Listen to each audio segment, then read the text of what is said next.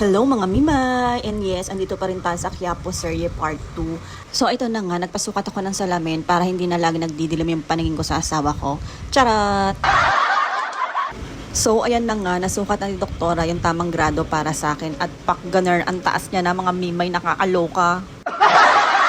In fairness, ang aesthetic ng mga salamin nila rito at ayan nga yung napili ko, 'di ba? Ang ganda. Nagsawa na kasi ako sa itim kaya white naman tayo ngayon. Ang bilis nga nila rito, mga 30 minutes ko lang yang inantay. At dahil dyan, isukat na natin. 3, 2, 1.